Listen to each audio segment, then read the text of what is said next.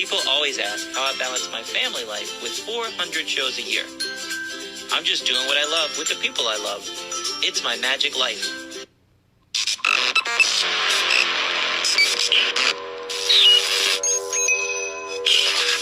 I like Wes Iseli. I like everything about him.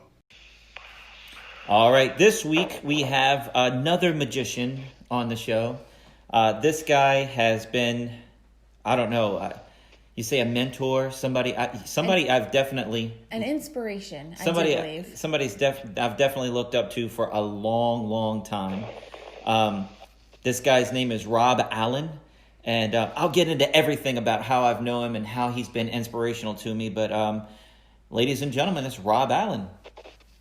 Hi, Wes. Hi, Natalie. Hey. What's up, man? How are you? I am fine. Consider the situation of what's going on today in the world. Carol and I, my wife Carol and I, we are fine. We're here. We're doing a lot of things around the house that we normally wouldn't be able to do because we'd be working. I think I have every project completed that I ever wanted to do. Come to my house. And I'm finding out what it would be like if I had to retire. So everything is good. You know, it's amazing how quickly the days go by when you have nothing to do. You have no shows, nothing to promote, and yet still the days fly by. I didn't think that would happen. I know. I've worked in an amusement park setting since I was 14 years old, and this summer was the first summer that we did not work, and we always thought that summer went by so fast because we were working, but this summer just flew by just as fast as the ones in years past when we've worked. So you're right. It's crazy. Time does go by. Well, anyway, I first met you back when I was probably 18 years old. I was working at a magic shop, and the owner of the magic shop knew that I was just enamored, over the moon. I don't know what you want to say. I was head over heels in love with magic. And he wrote you a letter or an email or something and just said, hey, I got this young kid. Do you have anything you can send him? I don't know what the letter said. I just know he reached out to you. And you sent me a care package with pictures and posters and coloring pages and memorabilia and cutouts from newspapers and magazine articles of magicians. And I just went through this stuff, and I don't know. I don't want to say it was nothing for you, but it was everything to me. And that stuff still sits in my magic room. Some of your stuff was in prominent display in my magic room, and I walk by it every single day. You had a poster that said, Rob and Carol Allen, the Very Dairy Magician. And you had some stuff explaining the Dairy Farmers Association, like a pamphlet. And you had Pogs, those little cardboard $50 cutouts with Rob and Carol Allen. And I had that in a place of prominence. So I saw your face every day of my life for the past, 20 years. And you've really influenced me, although we hardly know each other. I mean, we've only talked on the phone a couple times in the past year. Other than that, I don't know that we ever talked beforehand. No, and we've never met. That's the strange thing about it. You never know something that you do, how it's going to touch someone. You know that through performance. But even with something like this, I don't remember sending that package out, but I have sent things to people in the past. And sometimes if I'm selling something or mailing something out to somebody, I'll include a whole bunch of little things and just say, here's some fun things for you to look at. Who was the magic dealer? I don't even remember that. It was a magic shop in Charlottesville. The guy's name was Peter. Oh, okay. But I'm telling you, Rob, I learned about the Very Dairy Magician and the whole thing. The posters, the magic coloring pages, everything. I mean, it was just, it was awesome, because back then it was hard for me to get memorabilia. I had no money. I couldn't afford, going back and going to an auction and getting, I didn't know magic auctions existed when I was 18. So it's either what I buy in the magic shop or that's it. So getting all these clips, newspaper article clippings and everything, it was awesome. And and I held on to the Very Dairy Magician story, which I had a constant reminder my whole life. And that's what helped me get my first sponsorship with VidHit. So that's why I called you, last year or 4 years ago and told you, and we've been friends on Facebook and everything. Sure. But can you tell the audience about your very Dairy Magician contract? I mean, just what that entails? Oh, sure. Yeah, I can tell you about that. We, Carol and I have worked for the dairy industry here in Western New York. This year coming up, 2021, we're already approved for our dates for 2021. So in 1977, we were working on cruise ships, and we were working as an opening act, and we did a lot of traveling. And I said to Carol, we have to come home and see if we can do something locally so that we can stay home and buy a house. And we wanted to have a family, and so I approached the Western New York dairy farmers. I wrote them a letter. And I remember seeing them. They promoted they had a puppet show that promoted dairy, a marionette show. And I remember seeing that as a kid at my elementary school. So I said, let me see if I can write to these people, and maybe they would be interested in me doing a nutrition-themed magic show. And 3 or 4 months went by, and I got a phone call from the secretary at Milk for Health, which is the name of the company that promotes milk here.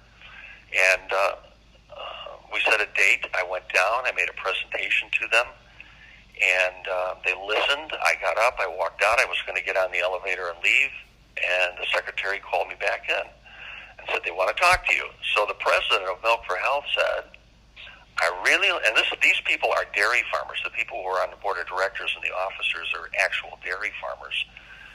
He said, we liked what you had to say, and you go ahead, young man. And he stuck his hand out. And I shook his hand, and he said, you go ahead and do that for us. And for 45 years, I have had no contract, just a handshake. And every year what I do is I make a proposal with what I want to do for that year, and I send it into them, and they have a board meeting, and for 45 years, they've said yes. So wow. This will be our 45th year coming up with the same corporate sponsors. I think it's the longest-running corporate-sponsored magic show on Earth, continuous. That's amazing. That's amazing. It is amazing. Do you send them pictures? Do you invite them to shows? Occasionally, a dairy farmer will come to our show, but they're especially in the summertime. We work in Olcott, New York, which is a rural area. There's a small amusement park called the Carousel Park, and they have a beautiful outdoor stage. And it's covered. The audience is covered. And so in the summertime, through the Western New York Dairy Farmers, we do one show a day, 5 days a week at this little amusement park. And because it's in a rural area, every once in a while a dairy farmer will be in the audience with his family and come up and say, thanks for doing what you do for us, But no, they have left me, to take care of the content of the show. The bookings of the shows that we do. Last year we did 110. Well, actually we didn't because of the COVID, but the year before we did 110 school shows for them. And in years past when we were younger, we did as many as 125.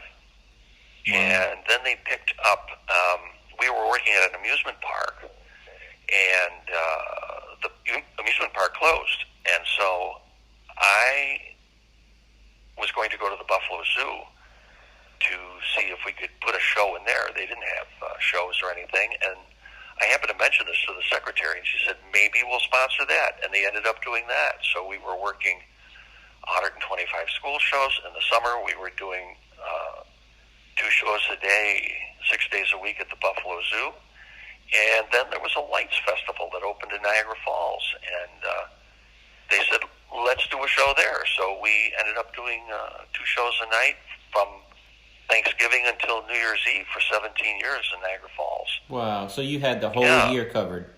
It is. It's a whole year of shows. And plus we had other dates in between, and we also did some traveling too. We were raising our family.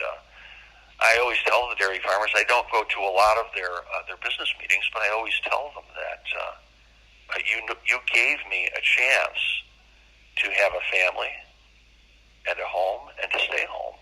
Yeah. And you know how it is with traveling, and you have a family too. It's not an easy thing to do, but it made it very, very nice for us to have all of our shows within an hour from home. Well, and also the wear and tear on the equipment and everything. I mean, I'm taking it, to different theaters and completely unpacking it. When you're going to the same venue and you know what to expect, it makes it so much easier too. Very much easier, especially in our summer dates and the shows we did at the Festival of Lights. Those shows are set up, and they stay set up for the whole summer. So all we have to do is get there 30 minutes before, open it up, make a few announcements so people come over, you do your show, and then we go home. Yeah. Nice. See, all of ours are completely taken down, packed up, and put back away. Every single show, 400 shows a year. So, yeah, I mean, wow. You're living the life, man. You got it made. Well, yes, we've made it, and we have it made too. It's kind of like the two things people think about, making it in this business, and I don't think that's something that you should think about, because there are very, very few people at the top of our profession, as you know, that the public, the general public, would even recognize. You've got David Blaine and David Copperfield and maybe Chris Angel, and that's really it as far as the public knows. Other magicians know who we are, but so if you're looking to make it, I'd say try to have it made, work hard and find a place to be and a niche that you can fit into, and it worked out for us. You have to enjoy the process. You have to enjoy the ride. I had a friend of mine working at the Crazy Horse, making, I don't know, $5,000 a week, 15 minutes a day, 6 days a week is all he had to work, and he was miserable. So I always think about that, because I mean, how many people would love that contract? But they were like, you can't veer off from the show. You have to do the show verbatim like a robot, and you're stuck in a foreign country. And I said, yeah, but you can write a book. You can work on new stuff. You can do other shows. You have 15 minutes a day. You have the rest of the day. You can do other things. But I mean, we're not laying brick out here. We're having fun. It's the getting to, unloading, and loading is the hard part. The show, that's what I live for. That's the important thing. You have to enjoy it. And, I have to tell you, after all of these years, we never overstressed ourselves with doing so much that you get burned out. Right. The good thing is, as you do, you get to do your own thing. I get to write my own show, so everything that we do is ours. I'm not working someone else's script. Right. I don't have to fit into someone else's show. Although we've done that in the past, working on cruise ships, you're part of a variety show and you do your little spot. And that was great when we first got married, and it gave us a good foundation, because we were working with acts in the 1970s that were on these TV shows, the Ed Sullivan Show, the Mike Douglas Show, and we'd be working, and we'd go to the board to see who's going to be on the show that week, and you go, oh my God, I'm working with a guy that was on the Phil Silver Show, or a famous comedian, and these people were great. You had dinner with them, we sat with them. When we had dinner, we ate in the dining room with the passengers, but we had our own table. And they became friends, and they would talk to you, and they would give you little tips about what to do and how to change things just a little bit to make it better. And that was the nice thing. When we got started, there was still a thing called show business. Even though we caught the very, very end of it, we had a chance to work with a lot of great acts. And some of these acts, had been around working tap dancers since the 1940s. They were aged. Sometimes you couldn't even recognize them from their 8x10s because they were using pictures that were 20 years old. I saw that in the 90s when I was coming up. People using pictures from the 70s. Yes. Well, as a matter of fact, you told me that there's a photo up that people can look at, the photo of Carol and I, and that is a photo that was computerized to look like a painting, but that was taken 10 years ago. So if you looked at me now, I would look, and we've never met, but maybe if we met in person, you'd go, oh boy, look at that, he's way older than I thought he would be. No. 10 years is different than 20 years, and I don't know, some of these people, not only do they change, but they gain weight or they go bald, and they're still using the old 8x10. That's when it's the problem. I've seen your pictures on Facebook. It looks like you in that thumbnail. Yeah. Well, that's the thing about being, when you are in the business that we're in, you always have to look in the mirror. And so it's important. And you look in the mirror and you see yourself every day, and you know you're in front of the public, so you kind of have to keep yourself looking good. And I think that's a good thing. Yeah, well, we try. As far as looking older goes, you try to make yourself look the best you can and stay in the best shape that you can. Well, our problem is being on the road, 20-hour days traveling, and fast food is easy and quick, and you end up in those traps of trying to eat right and exercise. How can you exercise when you're behind the wheel of the car for, right, 15 hours a day? Yeah, well, that's the nice thing. I know you have your own property, you have your own home, and my dad always said I would never belong to a gym because I do natural exercise. So, that's what I do here. I do all my own yard work. I do all my things that I have to do, trimming and planting and whatever I have to do, cleaning.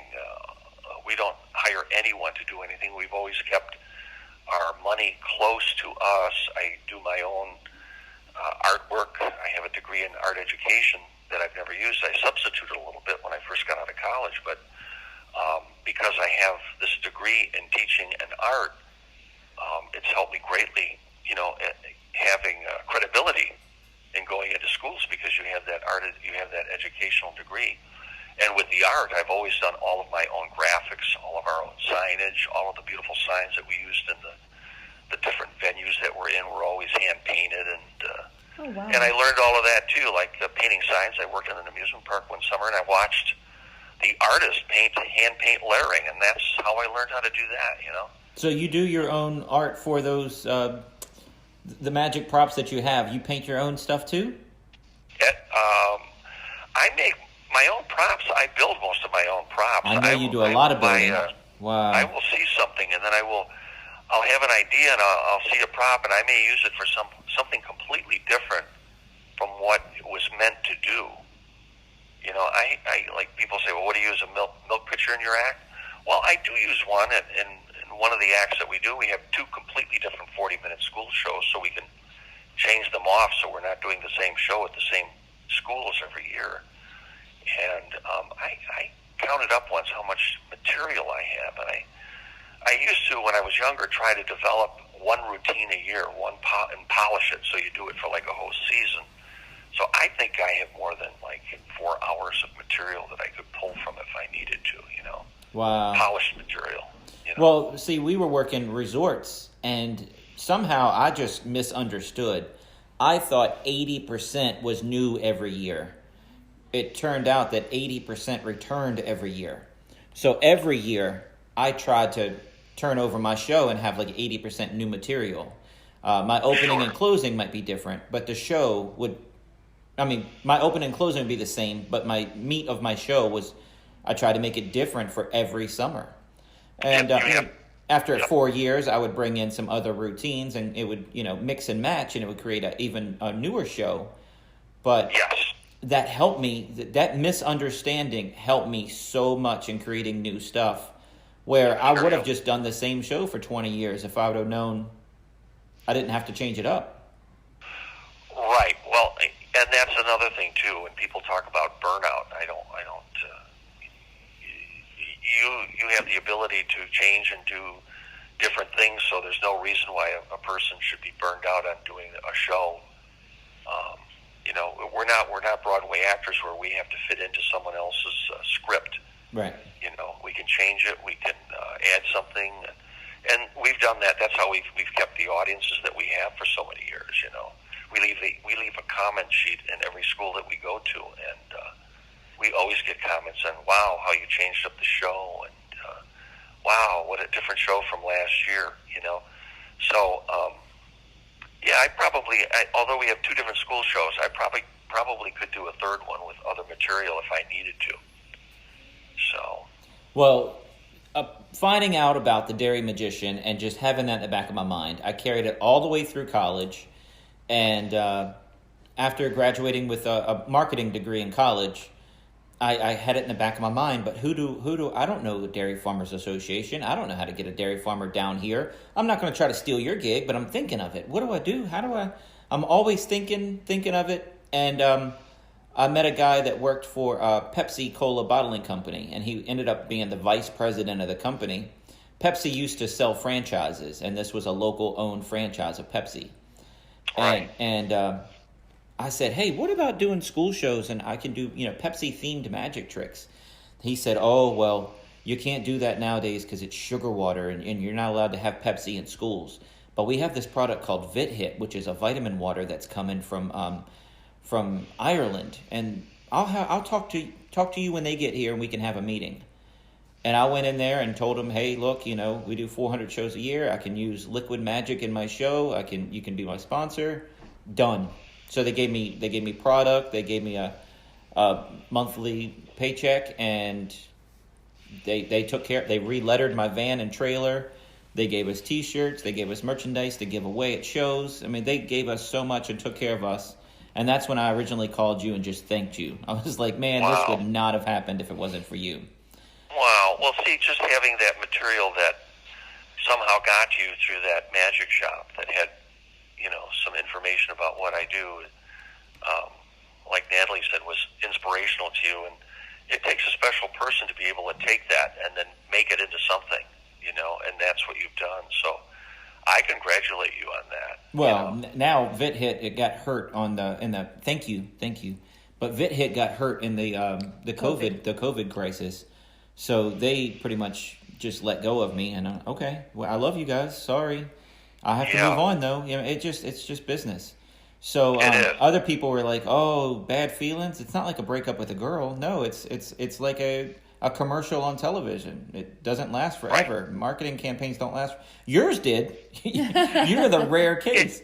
But, it is, and it's very rare. And I don't know what to tell you except that we always took it year from year. And if I could be in the position that I am right now, looking back, I'll tell you, it was a nail biter for 35 years or 30 years. One, like maybe it would be 2 weeks after we sent in our proposal and we didn't hear anything. Wow. And then you're like waiting, and you're going, oh, did they decide not to do it this year? I mean, we just took it from year to year. And I can remember being in my 30s and thinking, will we make it to the end? And to me, the end would be getting your Social Security and having your Medicare, taking care of your health care.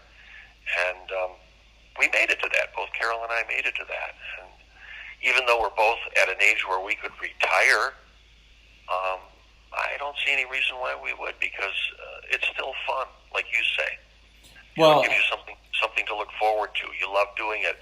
And look at the joy that you bring to people. You make people laugh, and you never know what someone's day is like, and you're out there and you're making them laugh, and when they leave, they're talking and happy, and that's the wonderful thing about doing what we do, being in the business that we're in. I told Natalie if I hit the lottery, I said, I don't care how much money we hit. If we hit $1 billion in the lottery, I would still be doing magic. And she said, well, do we still have to do 400 shows a year? No, honey, but I'm still doing magic. I don't care. It's just one of those things. There's nothing like it. And I don't mind that at all. I was just like, do we have to do the grind that we do in the summertime? Can we give that up and do, more shows of what we want to do?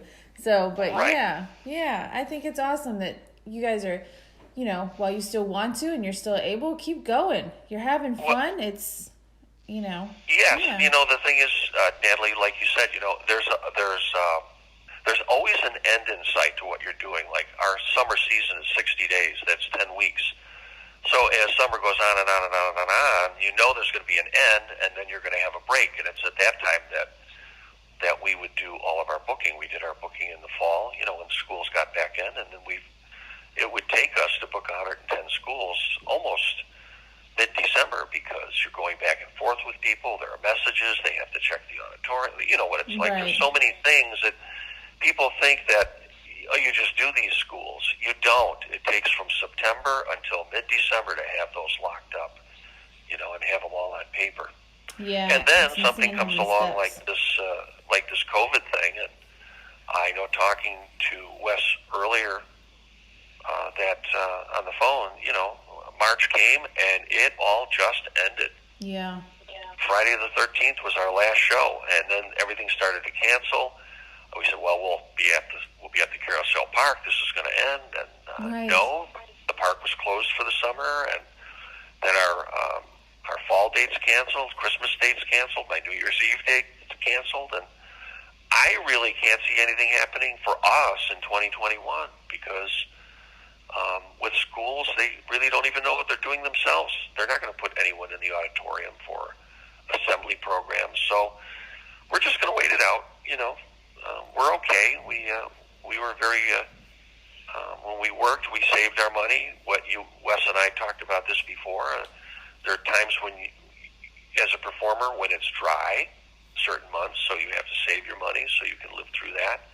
You have to budget your money, and if I had advice to give to any young performer, it would be to save your money. It seems like retirement is a long way off, but it's not.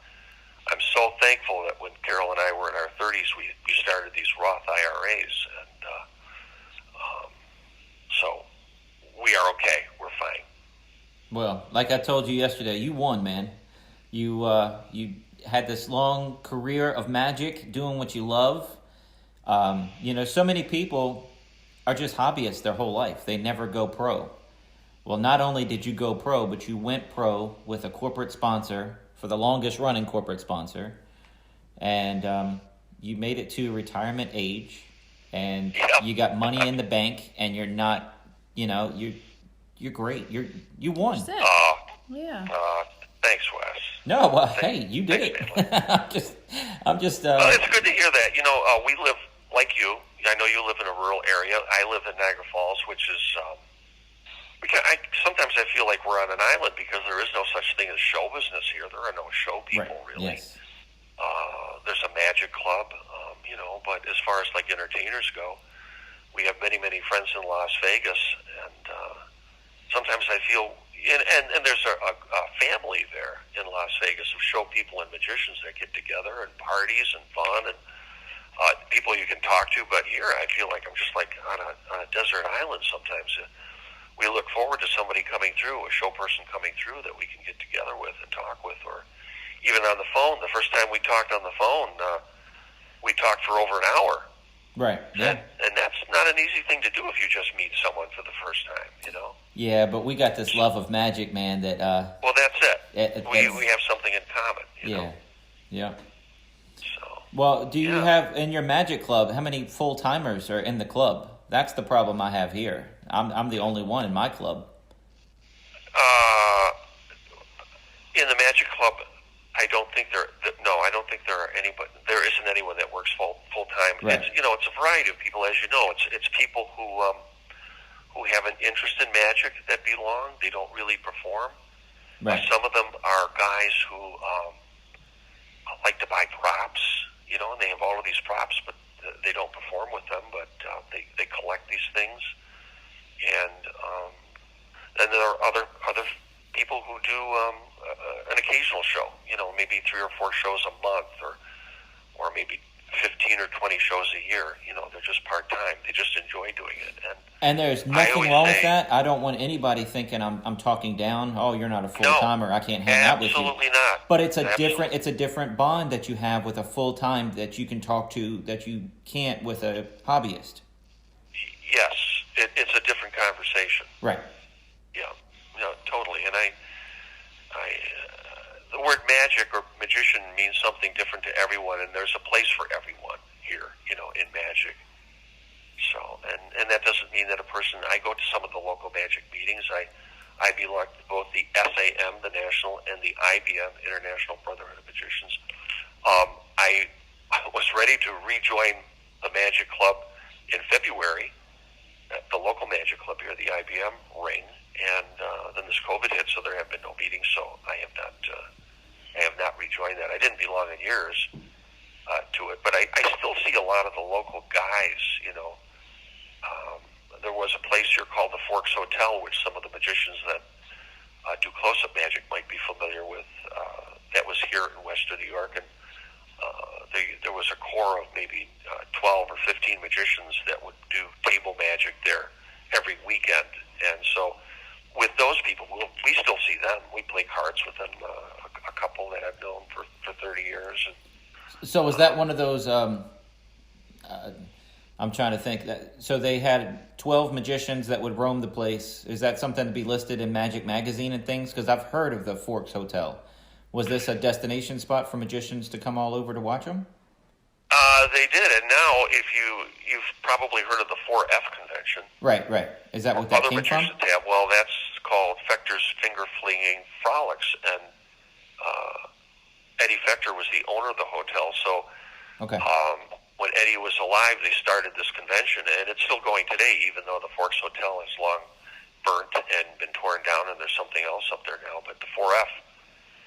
That 4F convention still goes on, and magicians really from around the world go to that. It's held in Batavia, New York, and if you would go, I don't go to the convention itself. I did when it was at the Forks Hotel, but Carol and I will stop there on a Friday night or a Saturday night just to see people that we've known for years, and you will see people from every country in the world there, especially from the Orient, people from France, magicians from Spain, from all over the United States and Canada.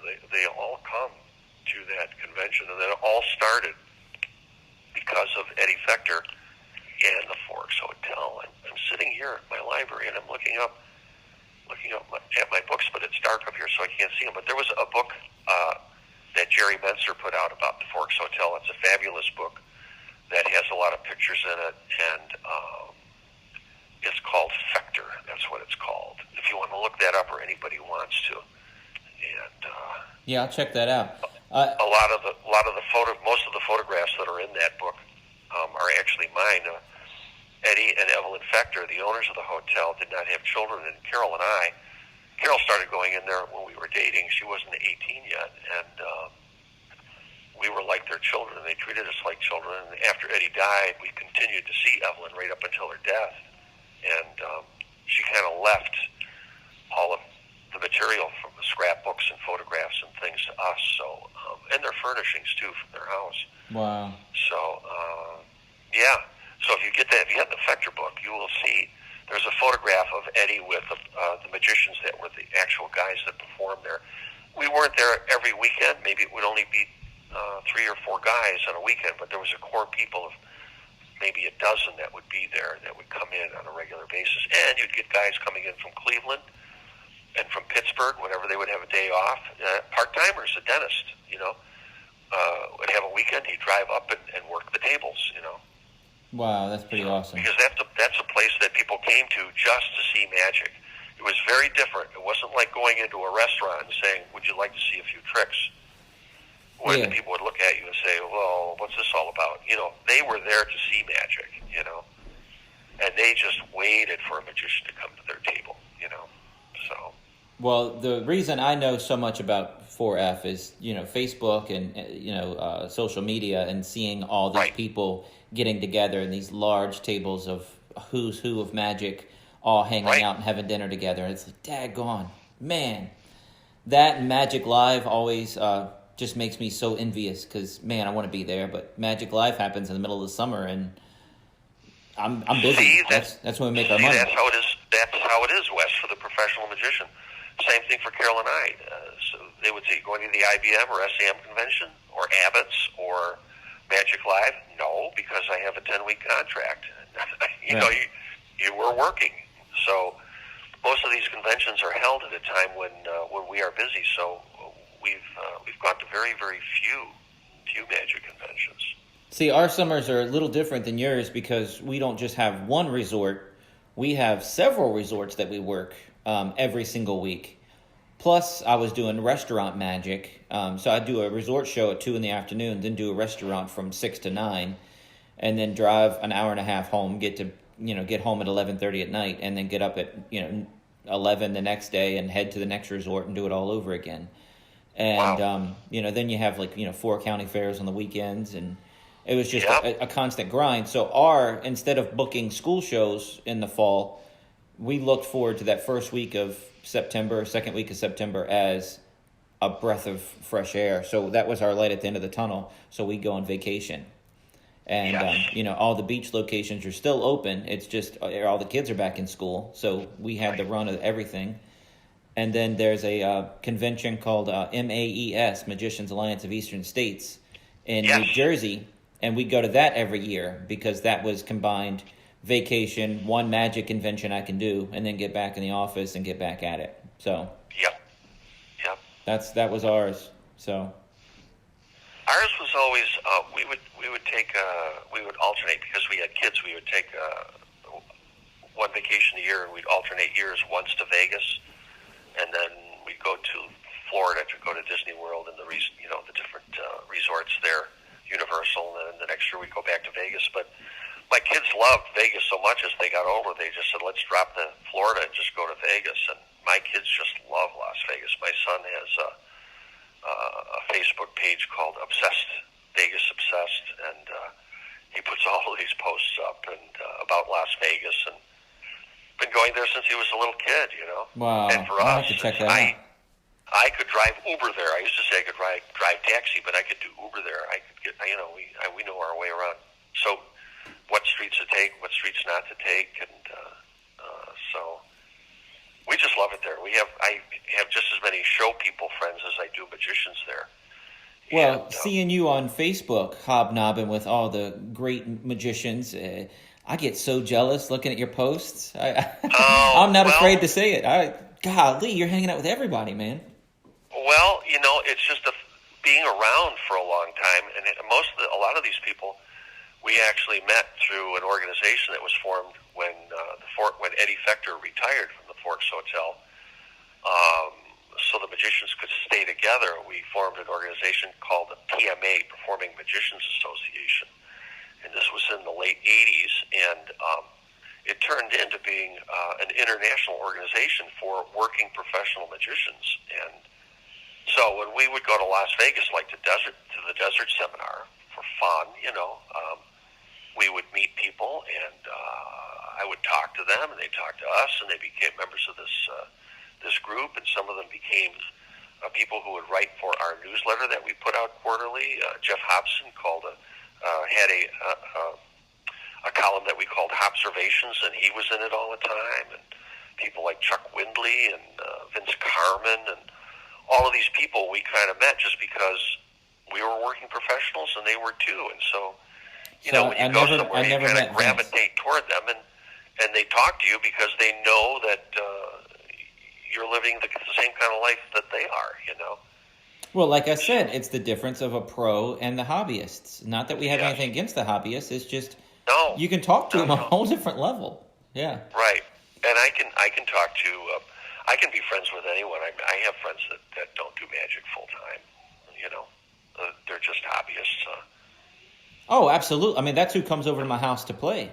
If I'm gonna have a session with magicians, it's not full-time pros. They're working. It's hobbyists or people that have a real job and they just do magic on the side, and it ends up being me just teaching them stuff. So I never but I can't down that either, because I taught lessons at a school for underprivileged kids, and the cool thing about that show was it was like from 10 to 12. And this was a school for troubled kids. So they've been kicked out of other schools. And the way this school worked, there was like 58 kids and 22 counselors in this school. So, so I mean, a lot of kids just got escorted around all day long. That's how troubled they were. Yes. But it's amazing how you can learn by teaching. When you break something down and have somebody say, well, why do you do a false transfer from this hand to this hand? Well, you do. Why can't you do it the other? Well, because, you can. But you never think about that until you teach it. And so I don't down teaching stuff to people. People come over and want to play magic, and I'm teaching them stuff. 90% of the time, I end up learning something. Sure. I've always done that, too. With young magicians, I've always said they have to come to me. I'm not going to spoon feed anyone. But if someone came up to me and said they were a magician, I always spend time with them. I always invite someone who talks to me outside of our shows that says they're a magician. Come and see us. Come early if you can. Stay afterwards. Be happy to talk. I'll help you in any way that I can. And I've always done that. So that's awesome. And that's And, you know, I've noticed that with real pros, with people that have a lasting in the business. That's how they are. You know, I went to see Terry Evanswood down in Pigeon Forge, and I told him that, you know, we were full-time magicians passing through the area. We were going to like South Carolina or something to do a show. Yeah. And I asked him, could I put my doves and rabbits, you know, in his dressing room or something, and he had a place for them. And then after he introduced us in the middle of his show, hey, we have a guest here. It's a working pro that's passing through the area. Wes Iseli, stand up, take a bow. You didn't have to do that in your show. Wow, thanks. And then afterwards took me around and showed me all of his collectibles and all of his illusions and his ATA cases and his dressing room and his trap door and his stage. I mean, it was awesome. I loved it. And it was memorable. Yep, and that still happens today. We'll go somewhere to see a show and introduce ourselves, and we end up staying afterwards and talking and talking and talking and talking. And usually, I don't push to keep a person there because you know how it is. Mm-hmm. At the end of the day, you're tired. You want to, you know, take your wife and your kids and go back to your motel or your travel trailer and just relax. But we never seem to end up doing that and don't mind spending the time with people. And I find other performers are the same way, you know. Well, Natalie is my barometer because she's like, all right, Wes, we got to go. We have another show. You can talk, but you got to work and talk at the same time. Because I'll just stop, and I'm Italian, so I use my hands a lot. She's like, you got to pack up while you're talking, Wes. Yeah, well, that was my granddaughter Emma. My granddaughter Emma worked 3 summers in Olcott at the Carousel Park with us, and so she has friends at home. So and things that she wants to do. So talking after a show, she would come out and say, Grandpa, it's time to get going now. You know, I'd be talking to someone, so she would be doing the same thing that Natalie would do, you know.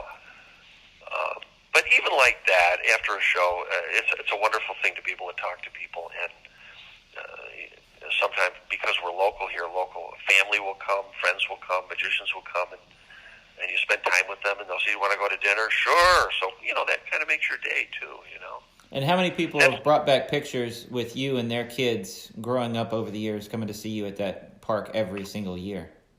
I have that happen all the time. Yep. And we have, at our school shows, we have so many teachers say to us, I brought my kids to see you at the Buffalo Zoo. I brought my kids to see you at the Aquarium of Niagara.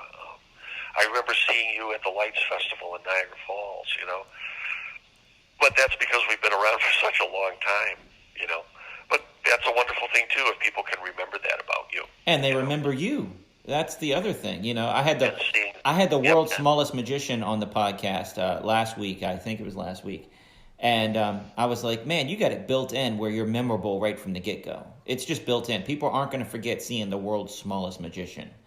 I guess not. I mean, yeah. I mean, he's 42 inches tall, and he lives in New Orleans. He's an amazing dude. He's awesome.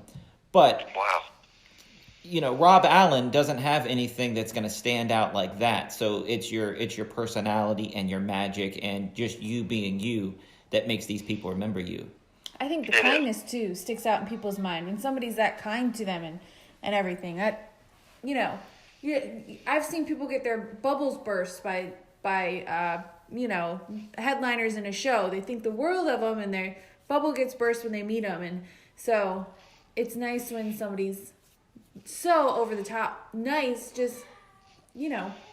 Yes. We went to Vegas, and it was an autograph. I'm not going to say the magician. I don't think he has a show in Vegas anymore. But everybody was putting arms around him to take pictures. And one little boy, he put his arm around him, and he waved to somebody else and waved right in front of the kid's face. And the mom said, oh, sorry, you put your hand right in his face as I snapped the picture. Can I do another one? And he just went, fine. And it's like you just saw, Natalie says it looks like the boy's bubble was burst. The boy just got deflated right there. You don't have time for me for 2 seconds. It's just going to snap a picture. I was smiling. It was you that waved your hand in front of my face. You're the one that messed up the photo. What are you huffing for? Right. And Natalie saw that, and we had just started dating our first trip to Vegas, and she'll never forget it, and won't never let me forget it, because that was a life lesson right there. It is a life lesson. Yeah, I've heard stories like that too. People have told me stories about magicians that are working in Las I hate to say it, but I've had that happen to us too. We went to see a show, and the guy after the show, very, very brief, didn't get, and there was a group of magicians there. Got to get going now, and off he went. Yeah.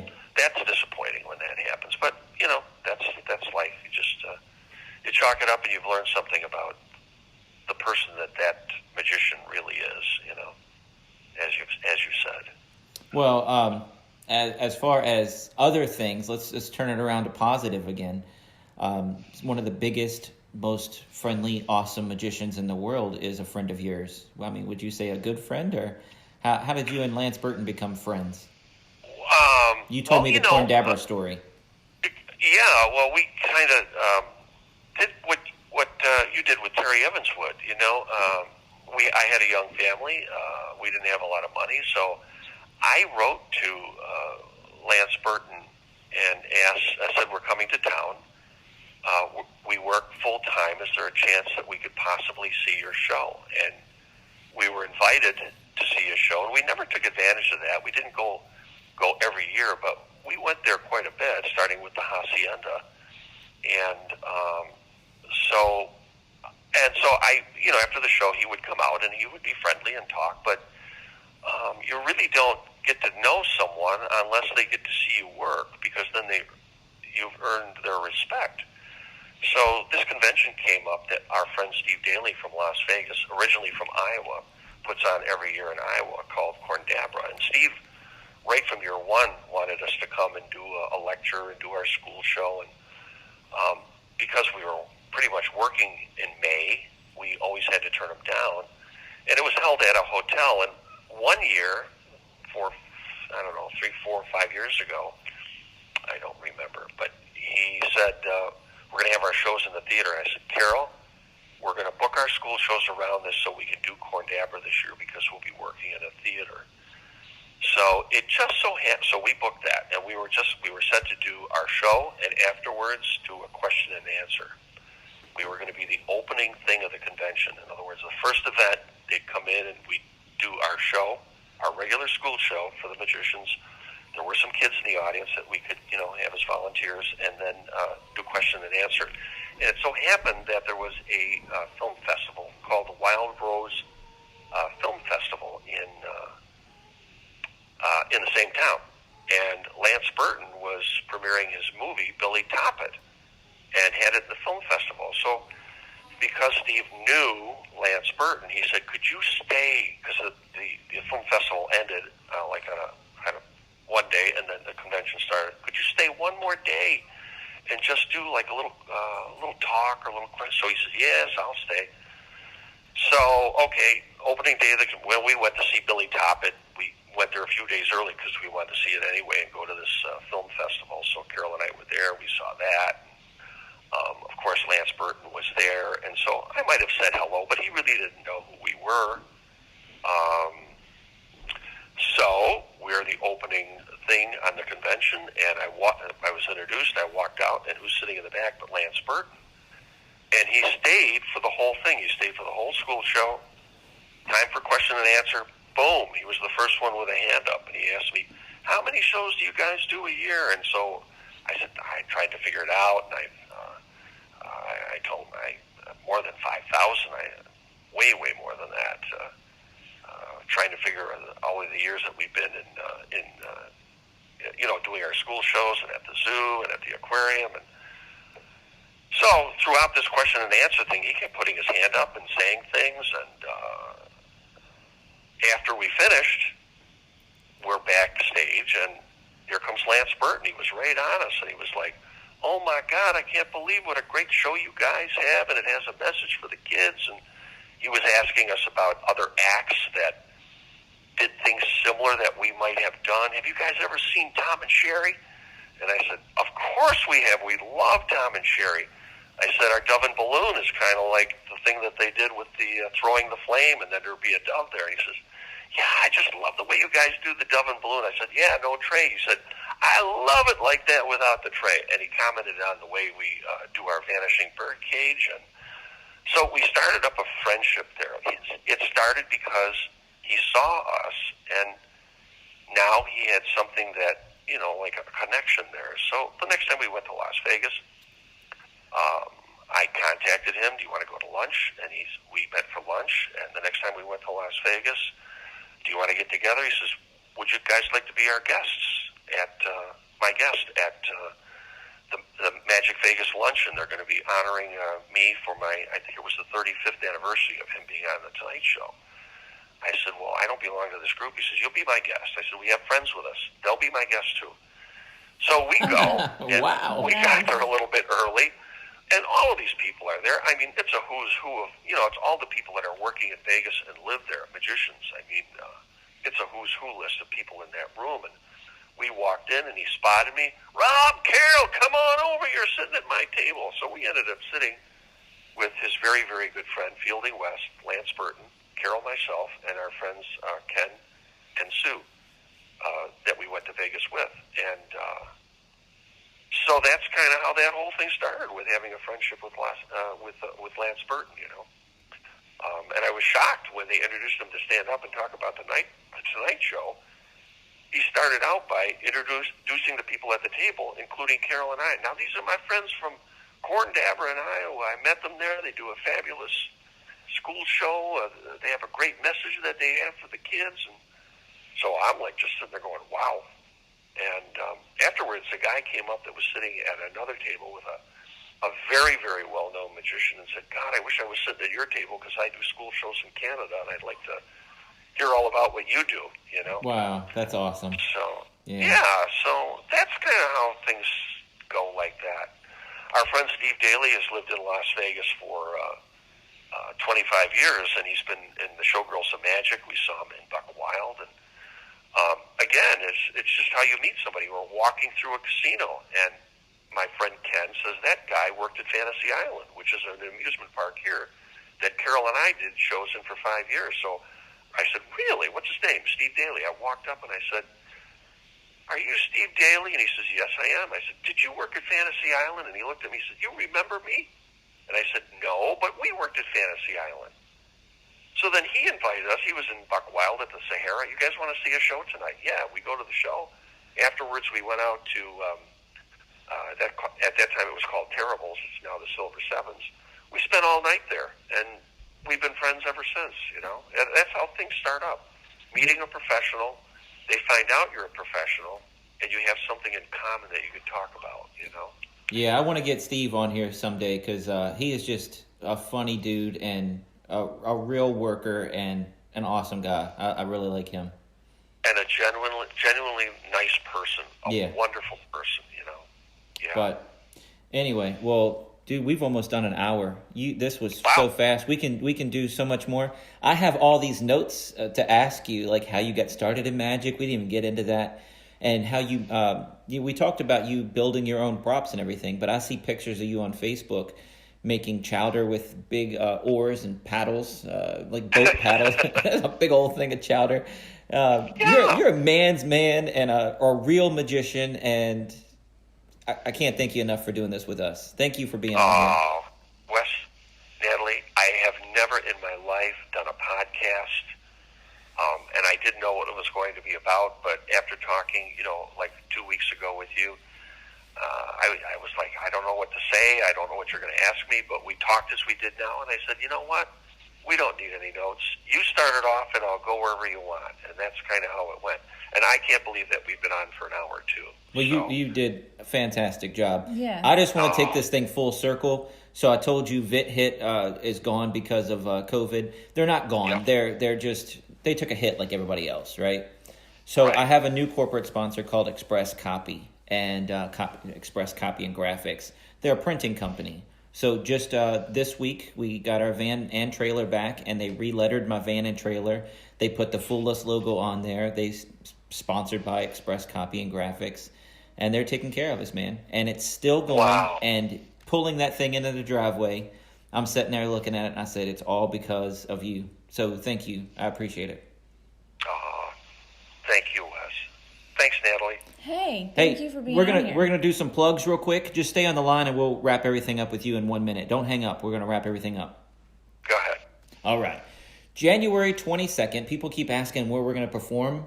Well, our governor just put down another mandate that said, hey, guess what? Let's take it back to 25 people. So that Yes. kind of ruined a lot of upcoming shows that we had. So all of those shows got rebooked or rescheduled. But January 22nd at 7 p.m., we'll be doing our full evening Magic and Illusion show live on stage, but zoomed into the comfort of your living room. It's a fundraiser for a couple elementary schools, and the proceeds will truly help them out. For ticket information or more info on this event, check us out at wesisley.com. It'll be on my events page on wesisley.com. And tonight on Jewel TV, episode 10, State Theater is what it's called, will air at 7 p.m. It's on Roku, Apple TV, Amazon Fire, the Jewel TV app, and tons of other places. It's in over 100 million households. You'll be able to find it. See you next week. Today's episode of the podcast is sponsored by Express Copy and Graphics. Mention promo code Wes Iseli to get 10% off. Their website is expresscopy.com. That's XPRESS-COPY.com. They do it all. Copies, banners, signs, vehicle wraps, promo items, practically anything you need printed, they can do it for you. These guys are great. Check them out. Check us out online at wesisley.com and patreon.com/Wes_Iseli for behind-the-scenes videos, blooper videos, never-before-seen footage, discounts on merchandise, magic trick tutorials, and more. That's Wes Iseli, spelled WESISELI.